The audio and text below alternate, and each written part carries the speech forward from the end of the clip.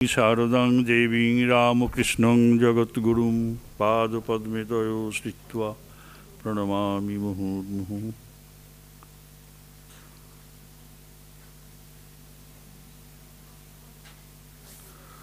ॐ तव कथामृतं तप्तजीवनं कविभिरीडितं कल्मषापहं श्रवणमङ्गलं श्रीमताततं भुवि गृह्णन्ति ये भूरिदा जनाः।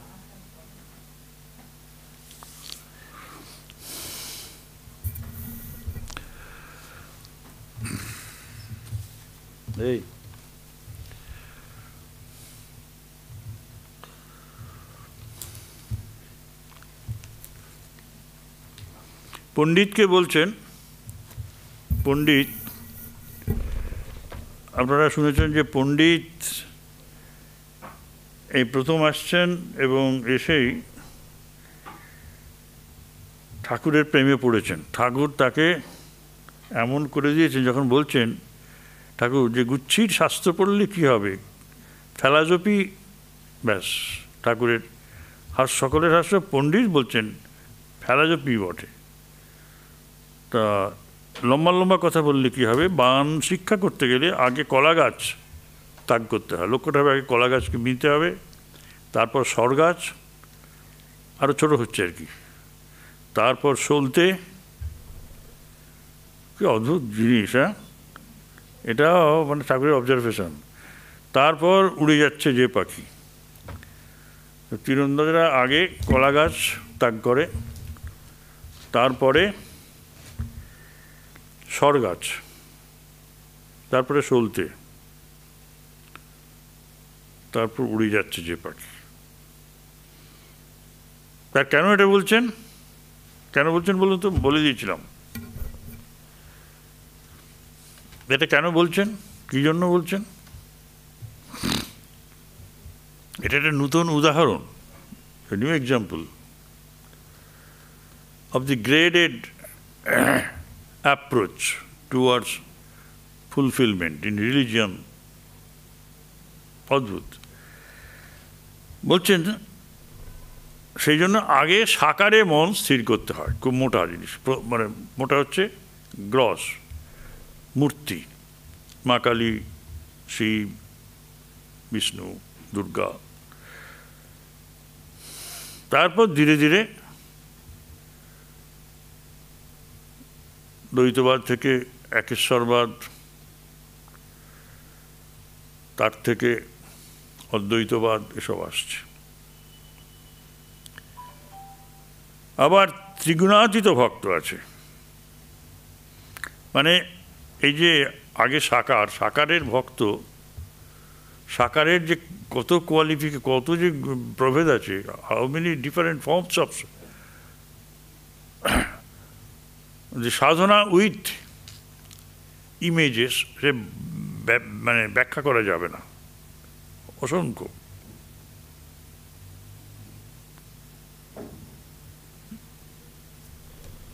নিত্য ভক্ত আছে, ত্রিগুণাতীত ভক্ত আছে। ত্রিগুণাতীত যে ভক্ত, তাকেও আমরা আবার বলি না, জ্ঞানী বলি না, ভক্ত। যেমন নারদ,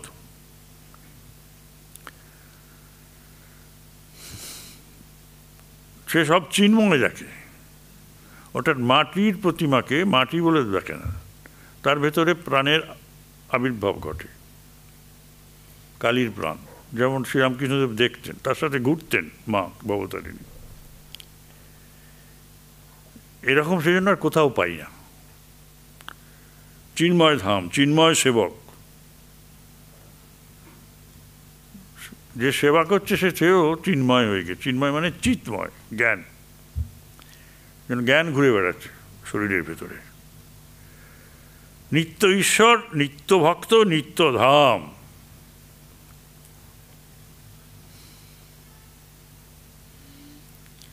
ব্রাহ্মণরা ব্রহ্ম সম্বন্ধে আলোচনা করেন, ব্যাখ্যাগুলো তো ব্রহ্ম সম্বন্ধে করেন, কিন্তু সগুণ। ঈশ্বরের গুণ আছে সেখানে, আকার নেই, গুণ আছে। সুতরাং এরাও ভক্ত, ব্রাহ্মভক্ত, ব্রাহ্মজ্ঞানী নয়। যদিও তারা ব্রহ্মজ্ঞানী বলেন, ঠাকুরও বলেছেন মাঝে মাঝে। ভক্তেরা সবাই চুপ করে আছেন, কিন্তু পণ্ডিত এতক্ষণ ধরে চুপচাপ শুনছিল। উনি তো এসব পড়েছেন, পড়ে তার কুল কিনারা পাচ্ছেন না। তখন সবই তো হলো, আগে কিসে নিষ্ঠুর ভাবটা যায় বলুন তো। দেখুন পণ্ডিত কেন মানে আউটে গেছেন বলছেন, পণ্ডিত প্রথম এসেই কিন্তু ধরে ফেলেছেন ঠাকুরের ভাবটা। কিসে নিষ্ঠুর ভাবটা যায় বলুন তো। আর পণ্ডিতের আবার এই যে নিষ্ঠুর ভাবের ব্যাখ্যাটা হচ্ছে এই, ভক্তের ভেতরে নিষ্ঠুর ভাব আছে, ঈর্ষা টির্ষা তো আছেই, কঠোর ভাব এসে যাচ্ছে ভক্তের ভেতরে, আরেকজনকে সহ্য করতে পারছে না। হ্যাঁ, বৈষ্ণবরা সব মানে যারা তাদের মতের অনুসারী নয়, তাদের মেরেও ফেলতে পারে, মেরেও ফেলতে পারে। তা চৈতন্যদেবকে তো মেরেই ফেলেছিলেন। যারা মেরেছেন তারা সব ঠাকুরের ভক্ত হতো। কিসে কিসে নিষ্ঠুর ভাবটা যায়। হাস্য দেখলে মাংসপেশি স্নায়ু মনে পড়ে।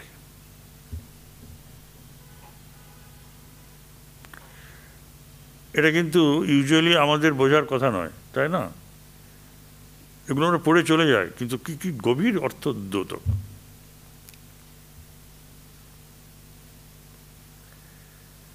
হাস্য দেখলে হাসি আছে, আনন্দ আছে, হাসছে, কিন্তু সেখানে আনন্দকে অনুভব হয় না। শরীরটাকে নিয়ে আমরা বেশি চিন্তা করি। যেখানে আনন্দের মানে উচ্ছ্বাস হওয়ার কথা, সেখানে দেখি তার মাংসপেশিগুলো কিভাবে কিভাবে রিয়্যাক্ট করছে, কোনখানে বেঁকে যাচ্ছে, কোনখানে টোল খাচ্ছে, কোনখানে ঠিক আছে। মানে ভেতরে প্রবেশ করার অধিকার হচ্ছে না। এখানে বিচার শুরু হয়ে গেছে, কিন্তু বিচার করছেন পণ্ডিত। শোক দেখলে কিরকম নার্ভাস সিস্টেম মনে পড়ে যায়, এগুলোকে বলছে নিষ্ঠুর ভাব। তার হাসিতে আমি হাসতে পারছি না, তার ভেতরে এইসব জিনিসগুলো দেখছি। তার হাসিতে আমার যোগ দেওয়া হচ্ছে না, আমি সেই সরল নই। সে কাঁদছে, আমি বললাম, আমি ভাবছি যে নার্ভাস সিস্টেমগুলো এত দুর্বল কেন, এরকম ভাবছি।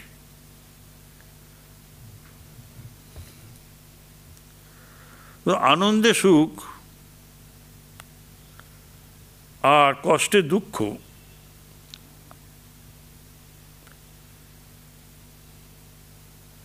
এগুলো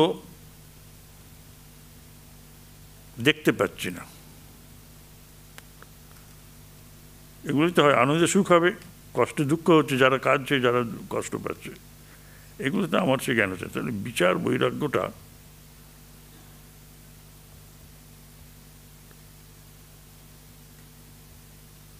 খুব দুর্বল, বিচারটা দুর্বল হয়ে গেছে। এটাই উনি বলতে চাচ্ছেন, ভিতরে যাওয়ার উপায় নেই, ব্যাপারটা তাই। তখন ঠাকুর বলছেন সহস্যে, নারায়ণ শাস্ত্রীও তাই বলতো, যে শাস্ত্র পড়ার দোষটা হচ্ছে এই তর্ক বিচার এইসব এনে ফেলে।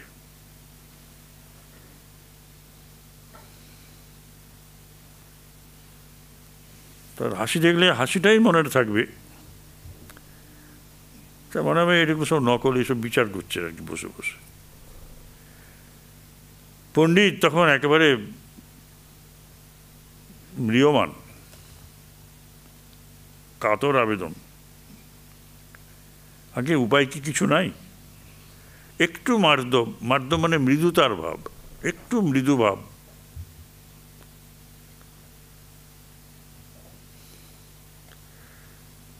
তখন ঠাকুর বলছেন আছে বিবেক, তোমাদের ওই বিবেক না। বিবেক নামে তার বেটারে তত্ত্ব কথা তাই শুধাবি। উপায় তো আছে, বিবেক আছে, বৈরাগ্য আছে, ঈশ্বরের অনুরাগ আছে। শুধু বিবেক নিয়ে ঘুরে বেড়াবে, ঈশ্বরের অনুরাগ নেই, তাও হবে না। এই দুটো ভাগ, বিবেক আর বৈরাগ্য একসাথে থাকবে, আর ঈশ্বরের অনুরাগ আর সঙ্গে সঙ্গে থাকবে। বিবেক হলেই বৈরাগ্য আসবে, যে এটা ভালো নয়, অত এখানে মন দেব না।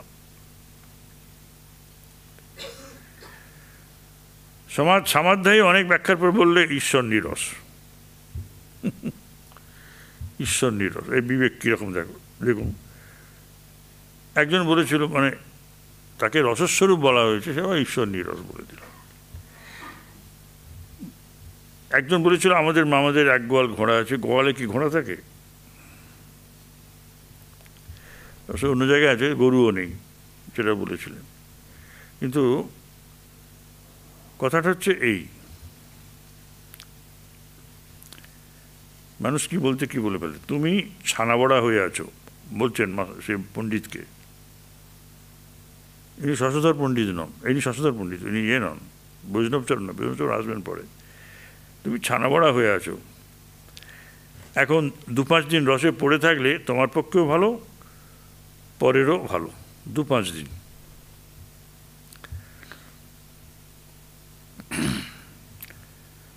তার মানে পরে বলবে যে ছানাবড়া হয়ে আছে, মানে আছে এবার পণ্ডিত যথাসা, আর ছানাবড়া পুড়ে অঙ্গার হয়ে গেছে। মানে আপনারা যারা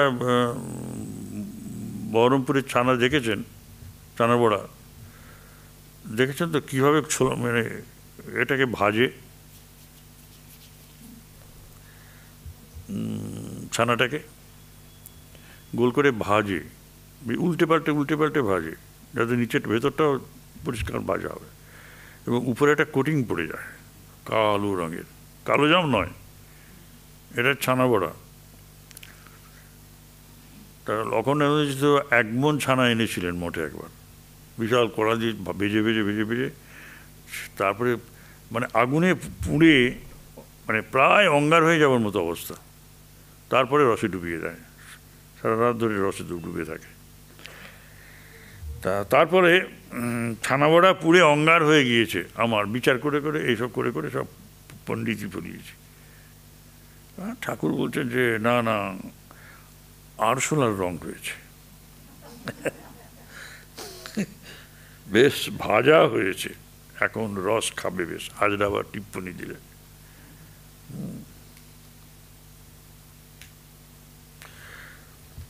অর্থাৎ ঠাকুর বলছেন যে পণ্ডিত এখন বিচার করে শাস্ত্র পড়ে নিজে শুকোচ্ছে, মানে ভাজা হচ্ছে আর কি, এরপরে রসে ডুববে। সেজন্য বললে তুমি রসে 2-5 দিন পড়ে থাকো, তোমার পক্ষেও ভালো, পরের পক্ষেও ভালো। মানে তুমি আর জ্বালাবে না অন্যকে, তুমি আগে ডুবে থাকো কিছুদিন।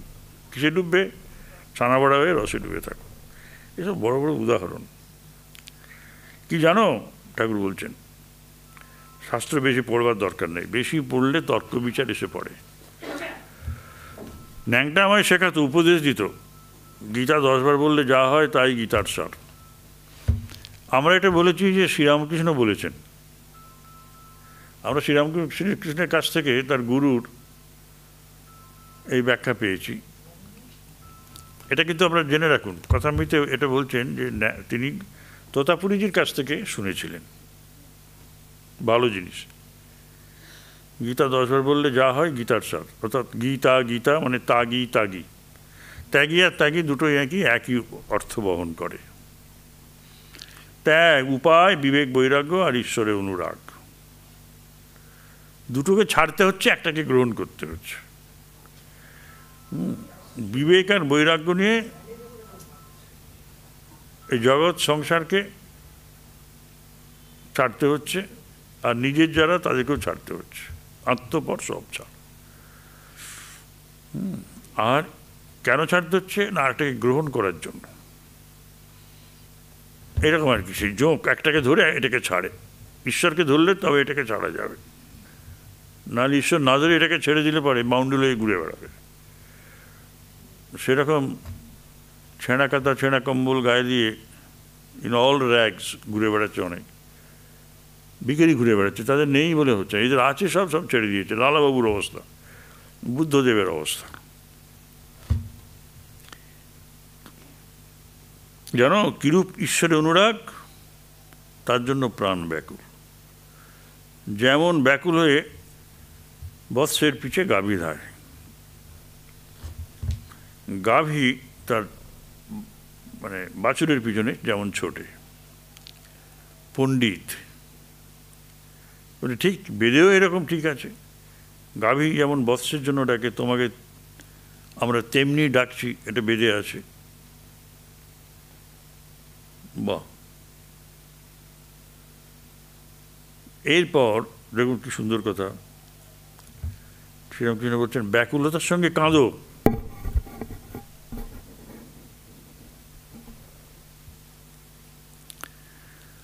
আর এর ফলে বিবেক বৈরাগ্য এসে পড়বে, সেটাকে নিয়ে আসতে হবে কনসিয়াসলি। বিবেক বৈরাগ্য এনে যদি কেউ সব ত্যাগ করতে পারে তাহলে সাক্ষাৎকার হয়।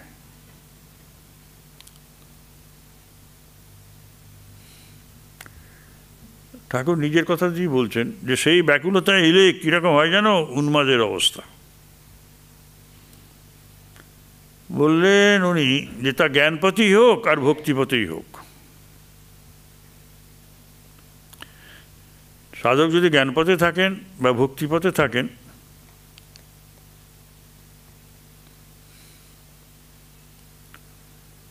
দুই পথেই এই প্রেমোন্মাদ এবং জ্ঞানোন্মাদ ব্যাপারটা একই হয়। ঠাকুর এটা পরীক্ষিত সত্য। শুধু ভক্তিতেই প্রেমোন্মাদ হয় তা না, জ্ঞানেতেও তাই হয়।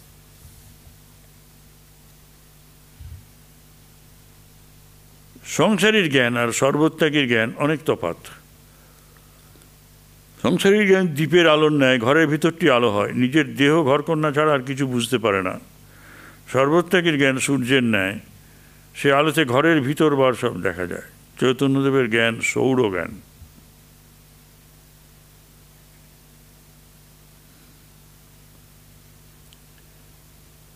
চৈতন্যদেবের জ্ঞান সৌর জ্ঞান, জ্ঞান সূর্যের আলো।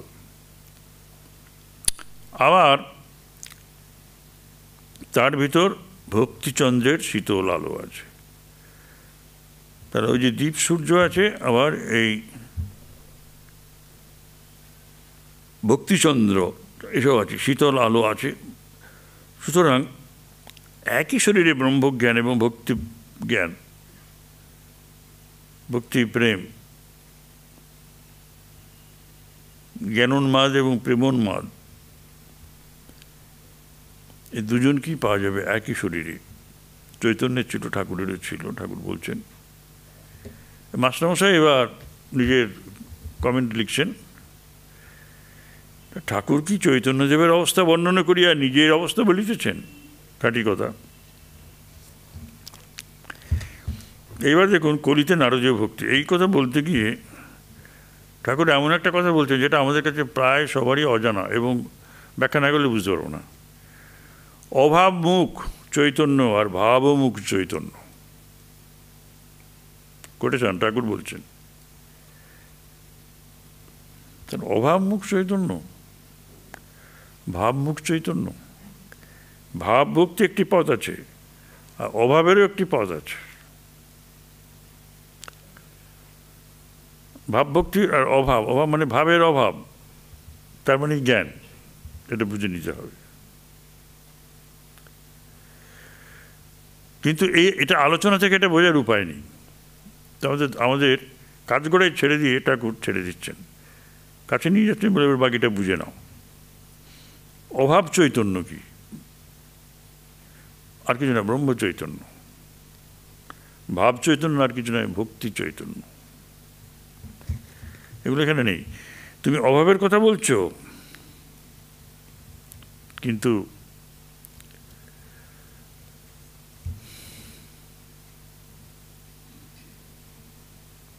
ব্রহ্মজ্ঞান আর কি, সে বড় কঠিন ঠাঁই গুরু শিষ্যে দেখা নাই।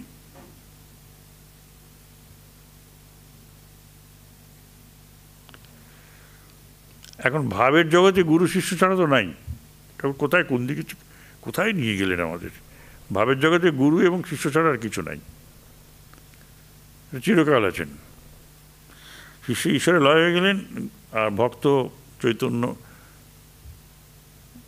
চৈতন্যরূপী হয়ে গেলেন। চৈতন্যরূপী ভক্ত অমর, অবিনাশী, আর গুরু ঈশ্বর সর্বভূতানাং অবিনাশী তুমাং বৃদ্ধি, আমিও, তুমি জানো আমিও অবিনাশী। দুই তত্ত্ব থেকে যাচ্ছে, কিন্তু অভাবে গুরুরও দেখা নেই, শিষ্যেরও দেখা নেই। অভাব যখন জীবনে আসে, অভাব জ্ঞান, অর্থাৎ জগৎটার অভাব হয়ে যায় আর কি, মানে ব্রহ্মজ্ঞান। তো দেখো, জনকের কাছে শুকদেব ব্রহ্মজ্ঞান উপদেশের জন্য গেলেন। জনক বললেন, আগে দক্ষিণা দাও, কারণ তোমার ব্রহ্মজ্ঞান হলে আর দক্ষিণা দেবে না। বলে তুমিও যাও, আমিও তা। আমরা এটা পড়েছি, কিন্তু এটা কোন কনটেক্সটে আসছে দেখুন, কনটেক্সটটা দেখুন। অভাব চৈতন্য আর ভাব চৈতন্য। অভাব চৈতন্য থেকে পাওয়ার কিছু নেই, এক হয়ে যায়, অদ্বৈত এসে যাচ্ছে। তখন গুরু শিষ্যে ভেদ থাকে না, কে কাকে দেখবে। ভাব অভাব, ঠাকুর বলছেন এবার সবই পথ। কি সোজা করে দিলেন ব্যাপারটাকে। একটা অভাবের পথ, একটা ভাবের পথ, একটা ভাবের পথ ভক্তির পথ, একটা অভাবের পথ জ্ঞানের পথ।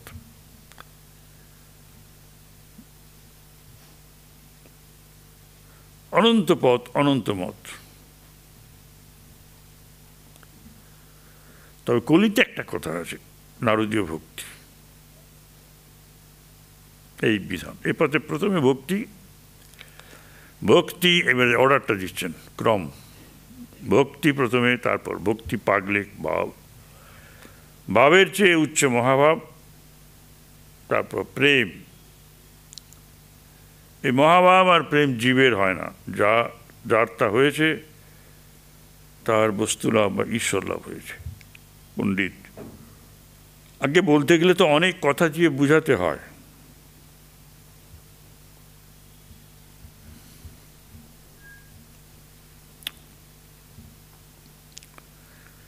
আপনি যেমন উপদেশ দিলেন, খুব অল্প কথা সব বলে ফেললেন।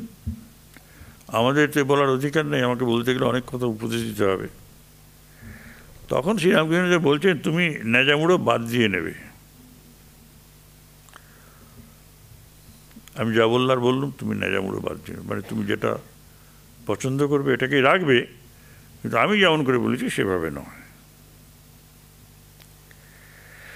শ্রীযুক্ত মণি মল্লিকের সঙ্গে পণ্ডিত কথা কইছেন। মণি মল্লিক ব্রাহ্ম সমাজের লোক, পণ্ডিত ব্রাহ্ম সমাজের দোষগুণ নিয়ে ঘোর তর্ক করছে। ব্রাহ্ম সমাজ ওদের সব খিচুড়ি, তো একেবারে খিচুড়ি, এটা বললে আর রেগে যাবেন। সেই জন্য সেই যুগে কিন্তু যারা পণ্ডিত মানুষ, তারা ব্রাহ্ম সমাজের, তার কোনো ফিলোসফি নেই। ওটা তো রিলিজিয়াস ফিলোসফি নয়, এটা সুবিধাবাদীদের ফিলোসফি। দেশের সব সমাজে সংস্কার আনবেন, সেই জন্যই একটা সেখানে একটা রিলিজিয়ানকে ঢুকিয়ে দেওয়া হয়েছে। সে আবার যেহেতু ঈশ্বর টিশ্বর ওরা মানেন না, ভক্তি টক্তি নাই। আবার ভক্তি নাই কি, নিজেদের দেহ তো সাকার, সেখানে একটা সাকার ভাবকেও আনতে হবে। বলে ব্রহ্ম থাক, আবার সাকার ভাবটাও থাক। ব্রহ্মের মধ্যে কি কি ভক্তির কথা আছে? তো ভক্তি তো নির্গুণ ব্রহ্মে কিছুই নাই, ভক্তি তো নাই, অভাব, সব অভাব। তখন বললাম যে সগুণ ব্রহ্ম, অর্থাৎ রামানুজি, রামানুজি সম্প্রদায়ের বিশিষ্টাদ্বৈতবাদ। সগুণ ব্রহ্ম, সগুণ ব্রহ্ম মানে ঈশ্বরকে আকাশ, বাতাস। বাতাস কি? আলো তো দেখতে পাই, আলো পুড়িয়ে মারে। বাতাসকে দেখতে পাই না, আকাশকেও দেখতে পাই না, বাতাস বয়ে গেলে পরে আকাশের ভেতর দিয়ে আমরা তার স্পর্শ টের পাই, স্পর্শে তার টের পাই। সুতরাং তিনি সগুণ, তার গুণ আছে, তিনি করুণাময়। শরীর নাই বা থাকলো, কিন্তু এই যে একটুখানি কনসেশন দেয়া হলো ফিলোসফিটা দাঁড় করাবার জন্য, উপনিষদে যে যে জায়গাগুলোতে ভক্তির কথা একটু একটু আছে ডিস্ট্যান্টলি, সেগুলোকে নিয়ে অক্ষয় দত্তকে বললেন, তুমি একটা সত্যেন দত্তের বাবা, ওনা ঠাকুরদা বাবা বোধহয়, তা বললেন যে তুমি লেখো, আমাদের ব্রাহ্ম ফিলোসফি তৈরি হয়ে যাচ্ছে। ওই উপনিষদের সেই সব এগুলো তং ঈশ্বরানাং, দেখবেন সব আছে, নতস্য কার্যং করণঞ্চ বিদ্যতে, তার কার্যকারণ নেই, কিন্তু তিনি আছেন। তুমি নইলে ত্রিভুবনেশ্বর, তোমার প্রেম হতো যে মিছে, প্রেমটা আছে, আছে না?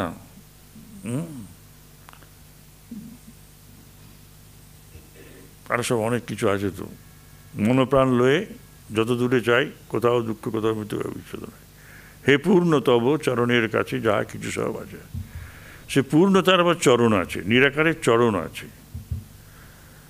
ওগুলো এসে পড়ে, তার মানে মধুর হয় না। ব্রাহ্মসঙ্গীত যেগুলো পিওর, সেগুলো একরকম মানে এক রকমের মরা কান্নার মতো লাগবে আপনাদের। শুধু ব্রাহ্মসঙ্গীত যেখানে ভক্তি টক্তি নাই, দু একটা রয়েছে, সেগুলো কেউ শোনে না, ব্রাহ্মসঙ্গীতগুলো কেউ শুনতে চায় না। সেগুলো আছে, দেখবেন কয়েকটা রয়েছে, সেই গান হলে পরে বলে চুপ করো, ওগুলো গেও না।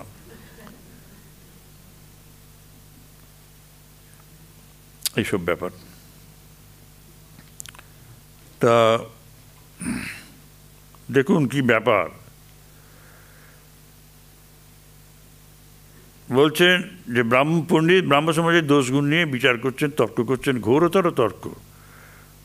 ঠাকুর ছোটখাটিতে বসিয়া দেখিতেছেন, হাস্য করিতেছেন, মাঝে মাঝে বলিতেছেন, এ সত্যের তম বীরের ভাব। সত্যগুণী সাধু, সে কিছুই নিতে পারে না, করতে পারে, নিজেকেও প্রোটেক্ট করতে পারে না, কিন্তু তার ভেতরে রজগুণ যদি না ঢোকে তখন তার মুশকিল আছে, সে নিজেকেই রাখতে পারে না। অন্যায় অসত্য দেখলে চুপ করে থাকতে নাই। মনে করো নষ্ট স্ত্রী পরমার্থ হানি করতে আসছে, তখন এই ভিড়ের ভাব ধরতে হয়, এইসব আর কি। ঠাকুর খুব চাঁচাচলা কথাই বলেছেন, ওগুলো আমরা বলছি না। আবার হাসিয়া বলিতেছেন, মণিমল্লিকের ব্রাহ্ম সমাজের মত অনেক দিনের, ওর ভেতর তোমার মত ঢোকাতে পারবে না।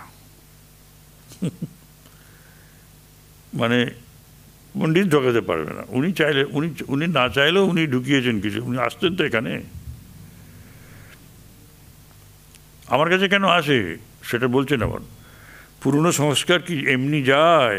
একজন হিন্দু বড় ভক্ত ছিল, জগদম্বার পুজো করত আর নাম করত। মুসলমানদের যখন রাজ্য হলো, তখন সেই ভক্তকে ধরে মুসলমান করে দিলে, আর বললে তুই এখন মুসলমান হয়েছিস, বল আল্লাহ আল্লাহ নাম জপ কর। সে অনেক কষ্টে আল্লাহ আল্লাহ বলতে লাগলো, কিন্তু একবার বলে ফেলতো আনঅ্যাওয়ার্স জগদম্বা, তখন মুসলমানরা তাকে মারতে যেত। সে বলতো, দোহাই শেখজি, আমায় মারবেন না, আমি তোমাদের আল্লাহর নাম করতে খুব চেষ্টা করি, কিন্তু আমাদের জগদম্বা আমার কণ্ঠ পর্যন্ত রয়েছে, তোমাদের আল্লাহকে ঠেলে ঠেলে দিচ্ছেন। আচ্ছা, ঠাকুরের এইসব অবজারভেশন, এইসব গল্পগুলো সব বানানো গল্প, বুঝলেন, বানানো গল্প, কাউকে আঘাত করার জন্য নয়, কিন্তু অদ্ভুত অদ্ভুত সব হাস্যরস, পিওর হাস্যরস।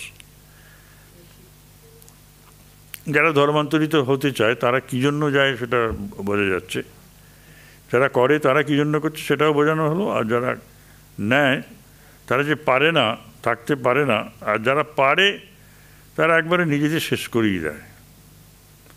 কারণ ন্যাচারাল যে জন্মটা হয় তার যে ফ্যামিলিতে, ন্যাচারালি সেই ফ্যামিলির দোষ গুণ কৌলিক শক্তি তার ভেতরে প্রবিষ্ট হয়ে আছে, সেইভাবেই সে চুজ করেছে মা বাবাকে। জোর করে কিছু করতে গেলে উল্টোপাল্টা হয়। বলে আমি যা বলবার বললাম, এই তো উনি তো খুব টানটাছাড়া বললেন। তা হিন্দুকে যখন ব্রাহ্ম করছে তখন এরকমই অবস্থা হয়। তার পণ্ডিতের প্রতি সহাস্যে বলছেন, দেখো মণিমল্লিককে কিছু বলো না, সে এখানে আসে আশ্রয় পেয়েছে। আমার তো কোনো নেই, আমার তো কোনো এক্সক্লুসিভনেস কিছু নেই, আমি কাউকে বাদ দিয়ে তো চলি না। কি জানো, রুচিভেদ আর যার পেটে যা সয়, এই জন্যই তো নানা ধর্ম, নানা মত, অধিকারী বিশেষের জন্য। এইটা বুঝলে পরে কিন্তু আর ধর্মধর্মে গণ্ডগোল হয় না। আর এর সাথে আর একটা কথা, আমি যে বংশে জন্মেছি, যে ফ্যামিলিতে জন্মেছি, সেখানেই আমার ন্যাচারাল গ্রোথ হবে। সেই আওতাতেই আমি সুন্দরভাবে বেড়ে উঠতে পারবো সব দিক দিয়ে, ধর্মের দিক দিয়ে আর অধর্মের দিক দিয়ে, মানে জগতের দিক দিয়েও। সকলে কি ব্রহ্মজ্ঞানের অধিকারী হয়? সেই জন্যই তো সবার জন্য, সবার বেশিরভাবে থাকার ব্যবস্থা, পূজার ব্যবস্থা হয়েছে। মা ছেলেদের জন্য বাড়িতে মাছ এনেছে, সেই মাছের ঝোল, অম্বল, ভাজা, আবার পোলাও। মাছের ঝোল খেয়েছেন, ভাজা খেয়েছেন, পোলাও খেয়েছেন কিনা জানি না, অম্বল খেয়েছেন, মাছের অম্বল টক। সকলের পেটে কিন্তু পোলাও সয় না, ভালো জিনিস, খুব নিরাকারের মতো। তাই কারো কারো জন্য মাছের ঝোল করেছেন। আর পেট রোগা তাদের জন্য এইসব রুগীর ঝোল। আবার কারো কারো স্বাদ অম্বল খায়, কেউ মাছ ভাজা খায়। প্রকৃতি আলাদা, আবার অধিকারী ভেদ।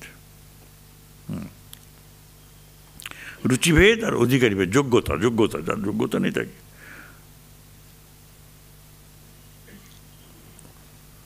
ওই যে কলা গাছ বিনতে পারে না, তাকে বলছে তুমি উড়ন্ত পাখি তাক করো। এটা হয় না, এটা অধিকারীর ব্যাপার।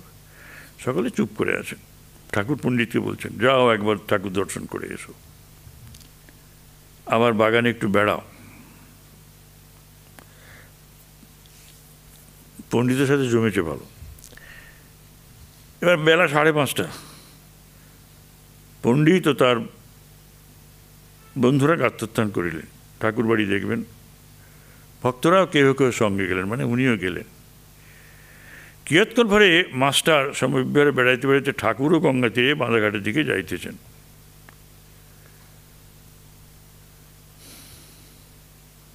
মাস্টার ওদের সঙ্গে ঘুরছিলেন, দেখলেন ঠাকুরও যাচ্ছেন গঙ্গাতে, বাঁধাঘাট। ঠাকুর মাস্টারকে বলতেছেন, বাবুরাম এখন বলে পড়াশোনা করে কি হবে। এই বাবুরাম হচ্ছে মাস্টারমশাইয়ের ছাত্র, উনি ওকে নিয়ে এসেছিলেন এখানে, এখন সে আর পড়বে না। এই একটা খবর দিয়ে দিলেন, মাস্টারকে খবরটা জানিয়ে দিলেন। বাবুরাম এখানে আছে তো, আসে মাঝে মাঝে। বাবুরামকে লক্ষ্য করেছেন উনি, বাবুরামকে এবারে টিপ করবেন। গঙ্গা তীরে পণ্ডিতের সহিত ঠাকুরের আবার দেখা।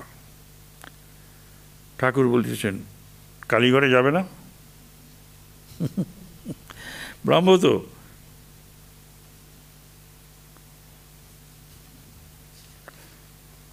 তাই এলুম, আমি তোমাকে নিতে এলুম, কালীঘরে নিয়ে যাবো বলে। জোরজার করে না, উনি এলে, উনি যদি যান তোর সঙ্গে যেতে হবে। পণ্ডিত তখন ব্যস্ত হয়ে বললেন, আগে চলুন দর্শন করি। ঠাকুর সহাস্যবদন চাঁদনির ভিতর দিয়ে কালীঘরের দিকে যাইতে যাইতে বলিতেন, একটা গানে আছে এই বলে মধুর স্বরে গাইতেছেন, আমার মা কি কালো রে, কালোরূপ দিগম্বরী, হৃদপদ্ম করে আলোরে।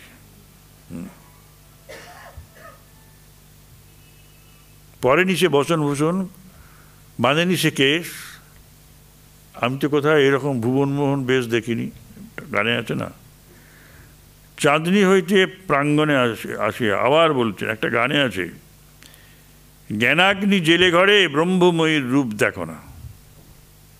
ব্যাস, মানে এরা যারা এসব গান লিখেছেন বা যারা জোর দিয়ে বলেছেন, তারা কিন্তু কেউ কিন্তু দ্বৈতবাদী নন, দ্বৈত অদ্বৈতর মাঝে এরা জ্ঞান এবং ভক্তি দুই নিয়েই ছিলেন। জ্ঞান সূর্য, ভক্তিচন্দ্র দুটি উদিত হয়েছিল তাদের আকাশে।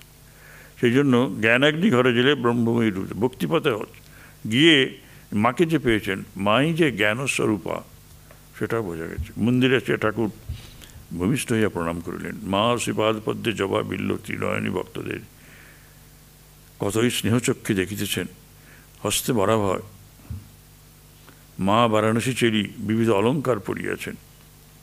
এই মূর্তি দর্শন করিয়া ভূধরের দাদা বলিতেছেন, শুনেছি নবীন ভাস্করের নির্মাণ। ঠাকুর বলছেন, তা জানি না, আমি জানি ইনি চিন্ময়ী। মূর্তিটা পরিষ্কার হতেই হবে, ভালো হতেই হবে, সুন্দর হতেই হবে, মূর্তিটা ভালো হওয়া দরকার, সেটা ঠিকই আছে, কিন্তু আমি দেখছি ইনি চিন্ময়ী। সেটা নবীন ভাস্করের গুণে হয়নি। ঠাকুর ভক্ত সঙ্গে নাট মন্দিরে বেড়াইতে বেড়াইতে দক্ষিণাস্য হইয়া আসিতেছেন। বলিদানের স্থান দেখিয়া পণ্ডিত বলিতেছেন, মা পাটা কাটা দেখতে পান না, দূরে আছেন তো, দেখেছেন তো, ওর পণ্ডিত যেহেতু এসব পাটা কাটা দেখতে পারে না, জ্ঞানী পণ্ডিত, ওটা মা পাটা কাটা দেখতে পান না।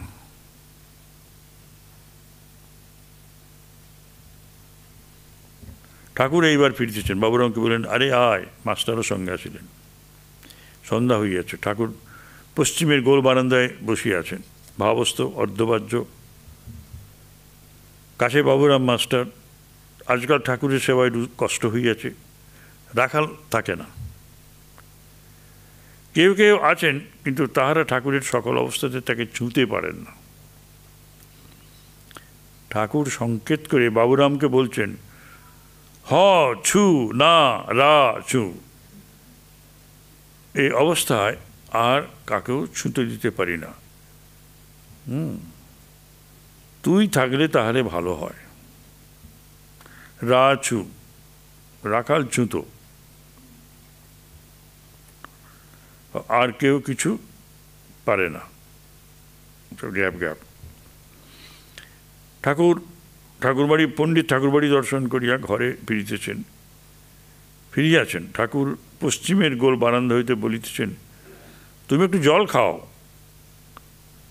তখন পণ্ডিত বললেন, এ সময় তো সন্ধ্যা করার সময়, আমি তো সন্ধ্যা করি নাই, জল খাই কি করিয়া। অমনি ঠাকুর ভাবে মাতোয়ারা হইয়া গান গাইতেছেন এবং দাঁড়িয়ে পড়লেন। কি হলো? গয়া গঙ্গা প্রবাসাদি কাশী কাঞ্চি কে বাঁচায়, কালী কালী কালী বলে আমার অজপা যদি ফুরায়।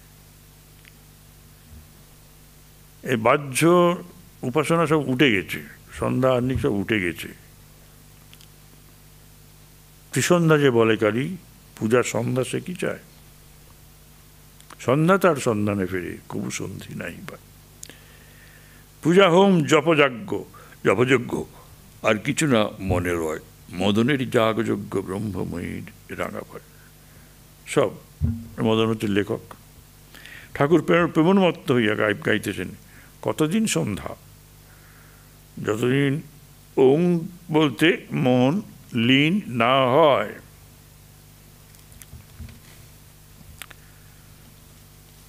এখন কী করবেন? এইসব গান শোনার পর এই ব্যাখ্যা দিয়ে দিলেন যে তুমি এখনও একবারে প্রবর্তকের অবস্থায় আছো। তোমার পণ্ডিত তবে জল খাই, তারপর সন্ধ্যা করব। ঠাকুর বলছে, না না, আমি তোমার স্রোতে বাধা দিব না। কি অদ্ভুত একটা ল্যাঙ্গুয়েজ, শব্দ।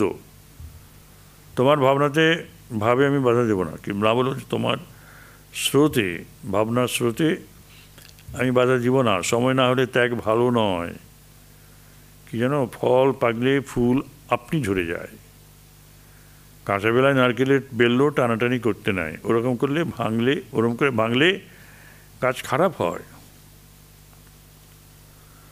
আর সুরেন্দ্র একটা গাড়ি কিনেছিল, সুরেন্দ্র বাড়ি যাবার উদ্যোগ করিতেছেন, বন্ধুবর্গকে আহ্বান করছেন তার গাড়িতে লইয়া যাইবেন।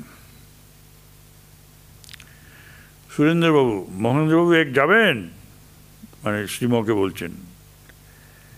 এখন ঠাকুরের ভাব ভেঙেছে, যে গান গেয়ে শোনালেন মাকি আমার কালোরে, তখন থেকে ঠাকুরের ভাবস্থ, দেখুন একটা গাড়ি পাওয়া যাবে, কত দূর, গাড়ি ফাড়ি কম, তখন হেঁটে হেঁটে হয়তো যেতে হবে ওকে। কিন্তু মাস্টারমশাই ঠাকুরের এই অপ্রকৃতিস্থ অবস্থা দেখে বললেন, আমি যাব না। তোমার গাড়ি যত ঘোড়া যত বইতে পারে তার বেশি নিও না। সুরেন্দ্র প্রণাম করিয়া চলিয়া গেলেন। পণ্ডিত সন্ধ্যা করিতে গেলেন। মাস্টার বাবুরাম কলকাতায় যাইবেন, ঠাকুরকে প্রণাম করিতেছেন। ঠাকুর এখনো ভাবস্থ, কথা বেরোচ্ছে না, একটু থাকো, আমি এখনো নর্মাল স্টেটে আসিনি। মাস্টার বসিলেন, ঠাকুর কি আজ্ঞা করিবেন অপেক্ষা করিতেছেন।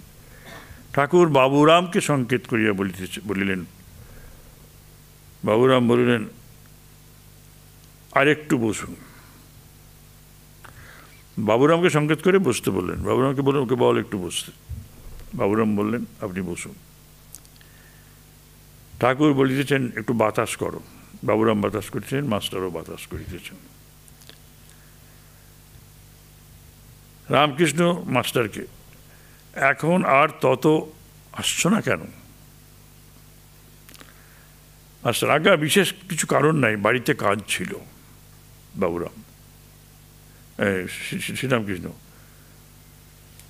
এবার বাবুরামের অবস্থা তাকে বোঝাচ্ছেন, এই জন্যই থাকতে বললেন। বাবুরাম, কি ঘর, কাল টের পেয়েছি, তাই তো এখন ওকে রাখবার জন্য অত বলছি, মানে ওর মাকেও বলেছে। পাখি সময় বুঝে ডিম ফুটায়।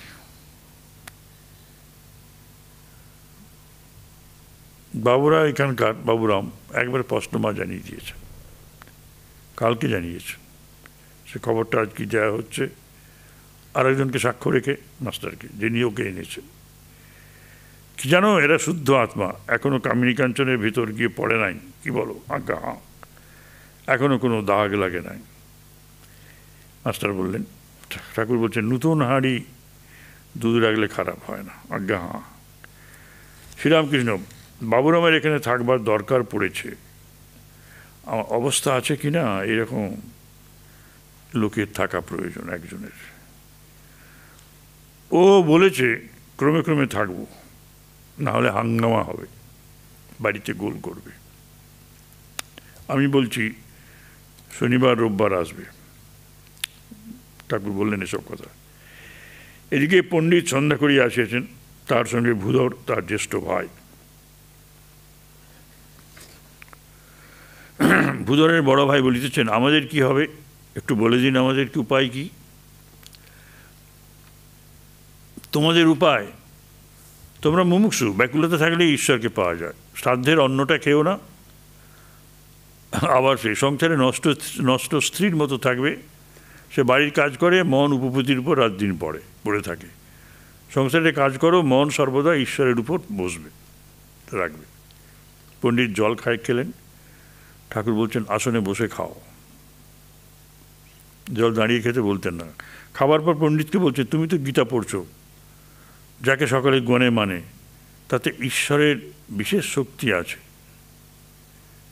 পণ্ডিত, হ্যাঁ, যৎ বিভূতিমত সত্যম শ্রীমত উর্জিতম এই বাবা তত্ত্ব দেবাবিগত সত্যম মম তেজ অংশ সম্ভব, এটা আছে। শ্রীরামকৃষ্ণ, তোমার ভিতর অবশ্য তার শক্তি আছে। ঠাকুর একেবারে বলে দিলেন, আজ্ঞা, যে ব্রত নিয়েছি অধ্যাবসায়ের সহিত করব কি? ঠাকুর যেন উপরোধে পড়ে বলছেন, হ্যাঁ হবে। তারপরেই অন্য কথার দ্বারা ও কথা যেন চাপা দিলেন, শক্তি মানতে হয়। বিদ্যাসাগর বললে, তিনি কি কারুকে বেশি শক্তি দিয়েছেন? আমি বললাম, তবে একজন লোক 100 জনকে মারতে পারে কেন? কুইন ভিক্টোরিয়ার এত নাম কেন, যদি শক্তি না থাকতো? আমি বলিলাম, তুমি মানো কি না? তখন বলে হ্যাঁ মানি। পণ্ডিত বিদায় লইয়া গাত্রোত্থান করিলেন, ঠাকুরকে ভূমিষ্ঠ হইয়া প্রণাম করিলেন, সঙ্গের বন্ধুরাও প্রণাম করিলেন। ঠাকুর বলিতেছেন আবার আসবেন। গাঁজাখোরকে দেখলে আহ্লাদ করে, হয়তো তার সঙ্গে কোলাকুলি করে, আর অন্য লোক দেখলে মুখ লুকোয়। গরু আপনার জনকে দেখলে গা চাটে, অপরকে গুঁতোয়। তা ঠাকুর এতক্ষণ তুমি করছিল, এখন আপনি করে দিলেন, বলে আবার আসবেন। সবাই কি বললেন? সবাই ছিলেন তো। ভালো লেগেছে ঠাকুরের। পণ্ডিত চলিয়ে গেলে ঠাকুর হাসিয়া বলিতেছেন ডাইলিউট হয়ে গেছে। এ অদ্ভুত কথা। একদিনে কী করে শুনলেন ডাইলিউট কথাটা? দেখলে কেমন বিনয়ী, আর সব কথা লয়, আমার সব কথা নিল। আর শুক্লা সপ্তমী তিথি, পশ্চিমে বারান্দায় চাঁদের আলো পড়িয়াছে, ঠাকুর সেখানে এখনও বসিয়া আছেন। মাস্টার প্রণাম করিতেছেন। ঠাকুর সস্নেহে বলিতেছেন যাবে মাস্টারকে? আজ্ঞা, তবে আসি। শ্রীরামকৃষ্ণ, একদিন মনে করেছি সব্বাইয়ের বাড়ি একবার করে যাব, তোমার ওখানে একবার যাব, কেমন? আজ্ঞা, বেশ তো। জয় মা। হরি ওম তৎসৎ। আজকের তারিখটা কিন্তু দারুণ তারিখ, 22/2/22। আজ 23 না? আহা আহা আহা, আমি অন্য জায়গায় 22 লিখে দিয়েছি।